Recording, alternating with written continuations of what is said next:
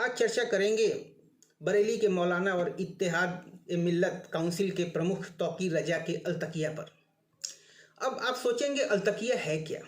तो समझिए, अलतकिया का अर्थ है गैर मुस्लिमों को धोखे में रखो, अपनापन दिखाओ, मिलजुल कर रहो और जैसे ही मौका मिले हलाल कर दो। मोहम्मद गोरी 17 बार पृथ्वीराज चौहान से हारा और कुरान और नबी का कसम खाया, लेकिन 18वीं बार पृथ्वीराज चौहान का काम तमाम कर दिया। अब देखिए अलतकिया का कमाल, इन्हें अटल पसंद थे तो आडवाणी से नफरत थी, आडवाणी पसंद थे तो मोदी से नफरत है। अब डंडा होने पर आतंकित होकर योगी और गडकरी पसंद आ रहे हैं। इन्हें पसंद कोई नहीं था, ना अब है। ये हिंदुओं में भ्रम पैदा कर अपना गजवाए हिंद का सपना साकार करना चाह रहे हैं। अब सुनिए, तौकीर रजा ने किया 2024 चुनाव के लिए ऐलान।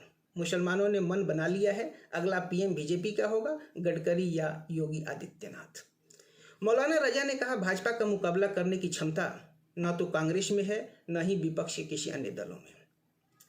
बरेली के मौलाना और इत्तेहाद-ए-मिल्लत काउंसिल के प्रमुख तौकीर रजा का कहना है कि 2024 में भारतीय जनता पार्टी की सरकार बनेगी। उन्होंने यह भी दावा किया कि देश के मुसलमानों ने मन बना लिया है कि अगला प्रधानमंत्री योगी आदित्यनाथ या नितिन गडकरी होंगे। कहा कि मुसलमानों की दुश्मनी नरेंद्र मोदी से है, जबकि योगी आदित्यनाथ शानदार आदमी हैं, उन्हें प्रधानमंत्री बनाया जा सकता है। तौकीर रजा ने बुधवार को मीडिया से बात करते हुए कहा कि भाजपा का मुकाबला करने की क्षमता न तो कांग्रेस में है और न अन्य विपक्षी दलों में। विपक्ष अगर एक मजबूत गठबंधन बनाता है और उसमें किसी किस्म की सियासत नहीं होती तो ममता बनर्जी पीएम पद की योग्य है। हालांकि इसकी संभावना कम है, ज़्यादा संभावना भाजपा के ही फिर से सत्ता में वापसी की है, उसका कोई मुकाबला नहीं कर सकता। इससे पहले जून में बरेली में आयोजित एक जनसभा में तौकीर रजा ने कहा था कि मुख्यमंत्री योगी आदित्यनाथ ने राजधर्म निभाया है। उन्होंने कहा, योगी आदित्यनाथ हमें बिल्कुल नापसंद थे, पीएम मोदी से भी ज़्यादा, लेकिन पिछले कुछ समय में कई ऐसे वाक्य हुए जिसमें योगी आदित्यनाथ ने यह साबित किया है कि वो राजधर्म का पालन कर रहे हैं। योगी ने अयोध्या में मुसलमानों को बदनाम करने वालों को जेल भेजा। उनके इस कदम की हम तारीफ करते हैं। अमन के हर काम में हम आपके साथ रहेंगे।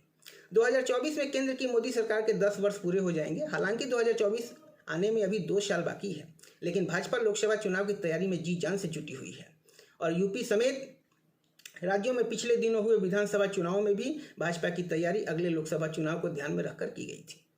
यूपी में योगी आदित्यनाथ की सरकार लगातार दूसरी बार पूर्ण बहुमत से सत्ता में आई है।